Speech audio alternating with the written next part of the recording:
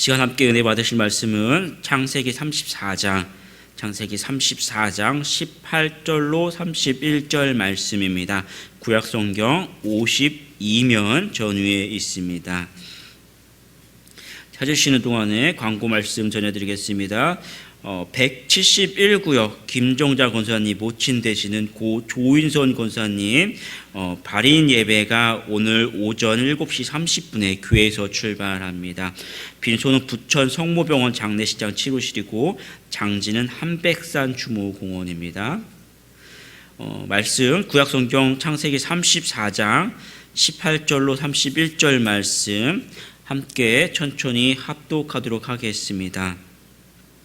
그들의 말을 하물과 그의 아들 세겜이 좋게 여김으로 이 소년이 그 일 행하기를 지체하지 아니하였으니 그가 야곱의 딸을 사랑함이며 그는 그의 아버지 집에서 가장 존귀하였더라.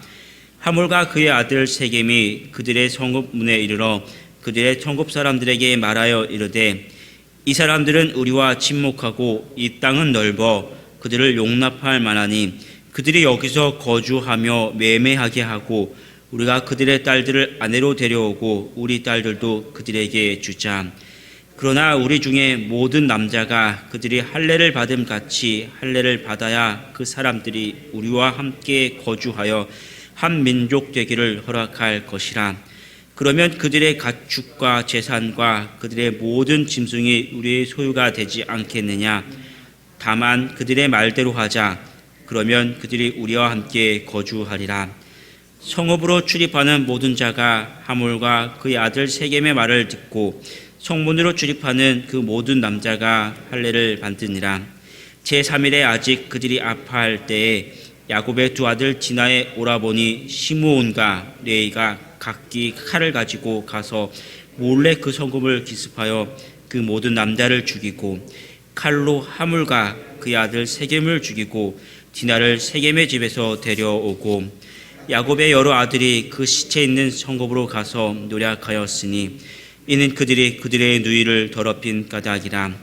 그들이 양과 소와 나귀와 그 성읍에 있는 것과 들에 있는 것과 그들의 모든 재물을 빼앗으며 그들의 자녀와 그들의 아내들을 사로잡고 집 속의 물건을 다 노략한지라. 야곱이 시므온과 레위에게 이르되 너희가 내게 화를 끼쳐 나로 하여금 이 땅의 주민 곧 가나안 족속과 브리스 족속에게 악취를 내게 하였도다. 나는 그들이 모여 나를 치고 나를 죽이리. 그러면 나와 내 집이 멸망하리라. 그들이 이르되 그가 우리 누이를 창녀같이 대우함이 옳으니까. 아멘. 경건한 삶을 살아야 합니다라는 제목으로 은혜를 나누도록 하겠습니다. 야곱은 12아들과 디나라는 딸이 하나 더 있었지요. 야곱의 이 12아들이 라헬, 레아, 빌바, 시라 이 4명의 어머니, 다시 자신들의 어머니는 다 달랐지요. 어머니는 달랐지만 이 한 명의 그 가운데 이 12아들 중에 한 명의 딸이 있다라는 사실은요, 이 어머니하고 상관없이 이 굉장히 형제들 속에서 굉장히 예쁨 받는 그러한 사람이었다라는 사실을 우리가 한 번쯤 생각해 볼 필요가 있습니다. 야곱이 세겜에 있을 때 디나가 그 땅 사람들을 구경하러 갔다가 추장 세겜이라는 추장의 아들인 세겜이라는 자에게 이 겁탈을 당합니다. 그래서 야곱의 아들들이 그 복수를 위해서 너희가 할례를 받으면 우리가 너희와 같이 이제 통혼하겠다, 같이 교류하겠다라고 이제 속이죠.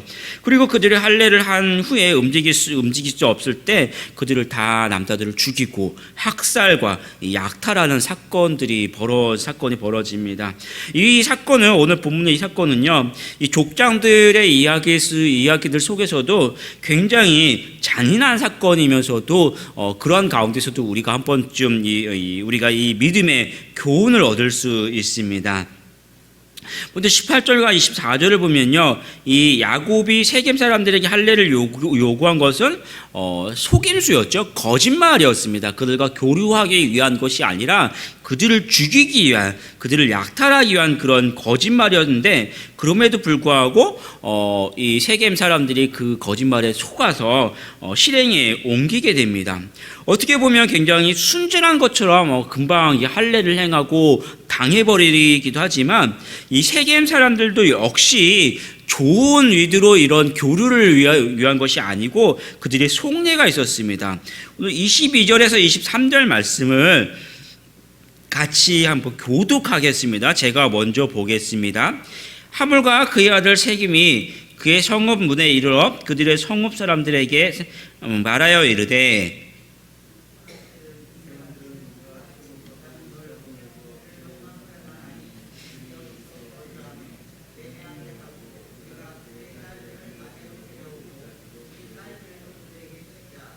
그러나 우리 중에 모든 남자가 그들의 할례 받음 같이 할례를 받아야 그 사람들이 우리와 함께 거주하여 한 민족 되기를 허락할 것이라. 그러면 그들의 가축과 재산과 그들의 모든 짐승이 우리의 소유가 되지 아니하겠느냐. 다만 그들의 말대로 하자. 그러면 그들이 우리와 함께 거주하리라. 특별히 23절을 보면 뭐라고 기록합니까? 그렇게 하면 그들의 가축과 재산과 모든 짐승이 다 우리의 것이 되겠다. 결국 다시 말하면 그들의 재산과 그들의 가축과 재산을 다 자신들이 빼앗겠다라는 그런 속셈이 있었던 것이죠. 그러니까 하물과 세겜 사람들의 이 모습을 보면요, 우리도 이 땅에서 믿는 사람들이 믿지 않은 사람들하고 함께 살아갈 수밖에 없죠. 그런데 그들과 함께 교류할 때 어떨 때는 뭐 화목할 수도 있겠지만 대부분 우리들을 대하는 믿지 않는 사람들의 이 전형적인 모습들을 보게 됩니다. 우리가 믿지 않는 사람들하고 함께 하면 그들도 역시 우리를 인정하고 하나가 될 것 같지만 많은 경우가 그렇지 않은 경우가 굉장히 많이 있죠. 대부분은 우리가 그들과 함께 할 때 그들이 우리가 가진 재산이나 또 우리 때문에 얻는 이익들을 바라보는 것들이 세상 사람들의 1차적인 그런 안목이 될 수 있습니다. 또 함께 하다가나 대부분 보면 우리의 믿음이 무너지는 모습들을 많이 보게 되는 것이죠. 그래서 에베소서 6장 11절을 보면 마귀의 관계를 능히 대적하기 위하여 하나님의 전신갑주를 입으라라고 우리에게 경고를 해주고 있습니다. 우리가 이 세상을 살아가는 동안에 세상 사람들과 따로 살 수는 없죠. 같이 살아갈 수밖에 없어요. 또 그렇게 우리가 함께 살아야 세상 사람들에게, 믿지 않는 사람들에게 복음을 전할 수 있죠.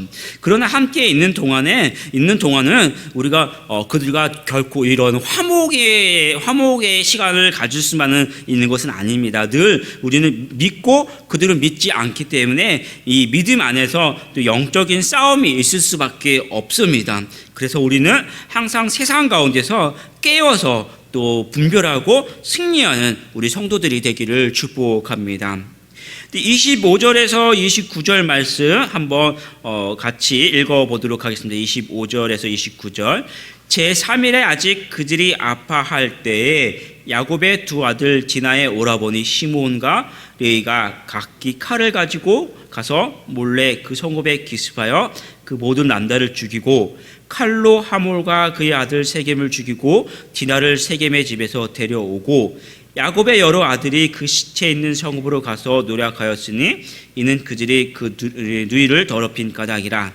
그들이 양과 소와 나귀와 그 성읍에 있는 것과 들에 있는 것과 그들의 모든 재물을 빼앗으며 그들의 자녀와 그들의 아내들을 사로잡고 집 속의 물건을 다 노력한지라. 아멘. 이 사람들이 할례 때문에 움직이지 못할 때, 그 할례의 고통이 있죠. 할례 때문에 움직이지 못할 때 이 시므온과 레위가 먼저 이 칼을 가지고 그 모든 남자들을 다 죽였습니다. 학살했던 것이죠. 죽였고 또 이들은 그 누이 디나를 데리고 집으로 왔습니다. 그리고 27절 말씀을 보면 다른 형제들이 시몬과 레위가 아닌 다른 형제들이 그 성읍에 있는 가축과 재물과 여자아이들을 다 약탈했다라고 기록을 하고 있습니다. 출애굽 시대에 정복 전쟁이 있었죠. 많은 정복 전쟁이 있었고 그들의 전리품을 취하기도 했습니다. 또 이스라엘 역사를 보면 많은 어떤 대적과 이민족과 싸움도 있었습니다. 그러나 그러한 것들은 다 한결같은 어떤 정복이나 하나님의 섭리와 하나님의 뜻 안에 있었던 어떤 전쟁들이었지만, 오늘 본문에 있는 이 야곱의 아들들이 가진 어떤 이 학살과 야곱은 어떤 그런 정당한 명분이 없는 단순히 그들의 어떤 자신들이 가지고 있었던 분노를 풀기 위한 학살과 약탈이었습니다. 물론 디나를 강간한 일은 분명 그냥 넘어갈 수 있는 일은 아니었죠.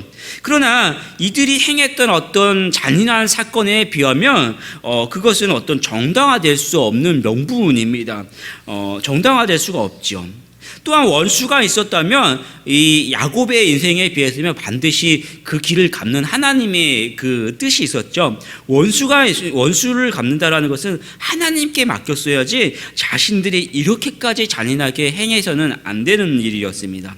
그러면 왜 야곱의 아들들은 이렇게까지 잔인하게 행했나라고 우리가 한번 생각해 봐야죠. 이유는 아주 간단합니다. 그들이 세겜에 살고 있었습니다. 세겜에 살고 있었고 디나가 그들의 그 땅 사람들이 사는 것을 보고 싶었던 것처럼 이 야곱의 12 아들도 역시 세겜에 살면서 그들을 바라보면서 그들의 풍요로움을 봤던 것이죠. 풍요로움을 봤을 때 무엇이 생겼습니까? 그들 마음속에 그것들이 좋았구나라는 어떤 탐욕이 생겼던 것이죠. 애초에 이들이 너희가 할례를 하면 우리가 너희가 교류하겠다라고 했던 것들은 애초에 그 말 자체가 교류를 위한 것이 아니고 그들을 죽이고 그들의 것을 빼앗으려 했던 속임수였지요. 복수가 목적이 아니었고 애초에 그들의 것을 차지하려는 속셈이 있었습니다. 우리도 마찬가지입니다. 세상에서 살면서 우리가 하나님의 말씀 안에 깨어있지 않으면 세상의 좋은 것들을 바라보면서 우리 마음속에 그것들을 품을 수밖에 없지요. 따라서 우리가 세상의 좋은 것들을 바라보면서 그것들을 물드는 것이 아니라 우리가 세상 속에서 살면서도 깨어있는 그러한 우리의 삶을 지킬 수 있어야 합니다. 우리가 먼저